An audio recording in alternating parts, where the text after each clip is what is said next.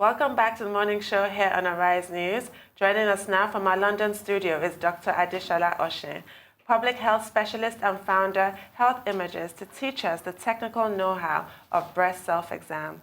Good morning, Dr. Oshin. Thank you for joining us this morning. Good morning. Glad to be here. So let's start with breast self-exam. You've produced a video on this issue. Can you tell us more about that and what motivated you to do that? Okay, yes. So we represent our company, Health Images Consulting Limited, and this was born out of the need to try and get more women educated, because October, as we know, is Breast Cancer Awareness Month. But, and what we are trying to do, the main part is to get women more aware. The aim of our campaign is be breast aware. We need to take, control. Yes, breast cancer, as we've heard, is very prevalent and it's on the rise. More people are discovering that they've got it, and it's all around the world. And of all the cancers that were investigated in a study, they found out that, breast cancer was, of 185 countries studied, in 100 of them, breast cancer was the leading cause and the greatest number of cancer incidents in breast cancer. So it's a big topic, and that's why we're there. We're here for women. We want women to be more aware. We want women to be educated. We want women to be able to conduct their personal breast self-examination. And what we came up with is, we've got this, I'll just lift it up so everyone can see. It's a pack, which is a breast self-examination kit. And yes, it comes with a DVD that is a demonstration DVD. It shows you how to examine your breast step by step. And there's also a leaflet. The good thing about the DVD is it's not just in English, because we know that in Nigeria we've got several languages, and we know that particularly in the rural or hard-to-reach areas is where we really need to get this message across. So what we've done is we have our DVD, but we have it in several languages. So you've got the option of English, Pidgin, Hausa, Yoruba, and Igbo, at least those main languages. And so it's easy, it's a great kit to have, because women in the comfort of their homes can watch the DVD in whatever language they're comfortable with. There is a demonstration step by step on how to examine their breast. There's also an instruction leaflet. I'll raise that up now. This is the leaflet, and it tells them how, you can use this alongside with the DVD, the different steps in conducting, their breast self-examination by themselves. It's been found that many women that have come forward in the early stages of cancer have been people who have examined their breast themselves, and they have found a lump or something, or something unusual in the breast tissue, gone to the doctors, who have then confirmed whether or not they do have the cancer, and then usually it's in the earlier stages, that's what we're encouraging. Apart from that, our kit also comes with a reusable glove. It is reusable for at least 2 years or more. And what it does, it helps to magnify fingertip sensitivity. So it makes it easier for you to be able to feel for any changes, any differences, and it's a great tool to have. It also comes with its own storage pouch, which is a pink one. And this you can we encourage women to hang it in their bedroom or somewhere where they can see it. Is a reminder, that they should carry out their own breast self-examination. It also comes with a calendar. I really do like the calendar. There's a 2-year calendar, although they can make up another copy and use it for longer. And this just helps to note what date of the month, they've carried out the breast self-examination, and then it helps them to keep track, and it's a constant reminder, to carry out their breast self-examination.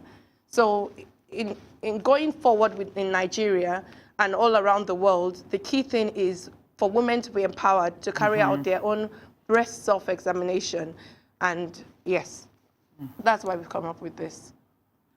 Thank you, Dr. Oshin. One of the things our earlier guests talked about, which Dr. Popola, was around early detection and awareness. How are you getting these kits into people's hands, and what is the unit price? What is the distribution of these kits into people's hands in Nigeria, and how can other people help you with that? Yeah, so what we would really love to happen in Nigeria would be for there to be a national initiative where, you know, the government and several state governments take up many of these units and get them delivered, and, you know, to women, especially those, you know, go all the way into the PHCs, the little healthcare centers, and go get it across to people at work, people working for companies. So companies could buy them for their staff. The government could buy them for female civil servants, or give to male civil servants for their spouses or their families. We could do it up to the PHC level. A national initiative would be the best way to get this kit available. And also the fact that the more quantity of it is bought, then the cheaper it can be. We can enjoy economies of scale and get this in the hand of every woman. Our main aim is for this to be in the hand of every woman in Nigeria. Having said that, we've had some state governments in the past who have partnered with us, with the former Ekiti First Lady, the wife of the former Ekiti governor, you know, in her Ekiti endowment fund. She bought some copies of this and had it distributed to women in Ekiti. However, you know, we need more quantities to reach more women. The same has been done by the wife of former governor of Oyo State, with the ABC Foundation, and she had some copies of this as well delivered to women in their state, which was really, really good. We've also partnered with some companies like NMPC and CBN on a small level, but we want this to be bigger because we know that we have, I mean, the population of women in Nigeria is really high, and not just women, even, you know, the adolescents as well, the girls in puberty and all that, to learn to start examining their breasts from now, so it becomes a part of them. So we really do need a massive initiative. We're calling on companies to take this up, and they could brand it for example, banks could brand it and give it to their customers. We could have companies brand for their customers.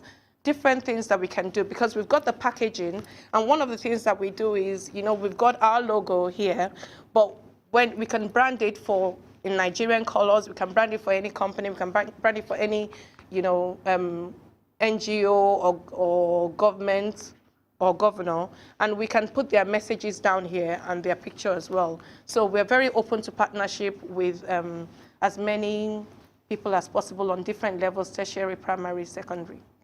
Thank you, Dr. Oshin. It's clearly a crucial and inexpensive lifesaver, because the fact of the matter is the incidence of breast cancer is only ever increasing. The patients are presenting at a much younger age than ever before, and it's particularly aggressive, especially for Black women. So let's talk about why that is and the risk factors that we face every day. The fact is that we can't avoid carcinogens in our daily lives, even from the products that we apply to our skin, what we use to clean our houses, the water we drink, how we cook and store our food.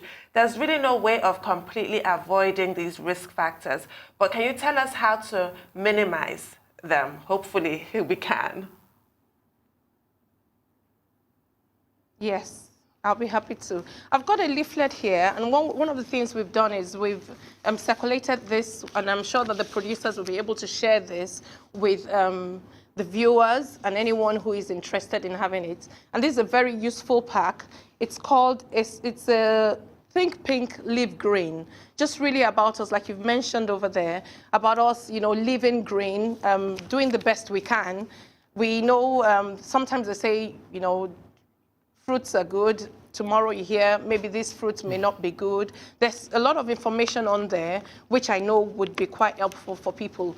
But generally speaking, in terms of women, I think we're busy taking care of our families but we need to take time to take care of ourselves. We need to make time for ourselves, make the right choices for ourselves. So something like exercising, daily exercise. We need to try a way to fit that into our routine. Yes, we're busy with the children, or we're busy with work, or we're busy with one thing or the other, but we need to make exercising, daily exercising, very important. We need to watch the food that we eat, try and eat as healthy as we can.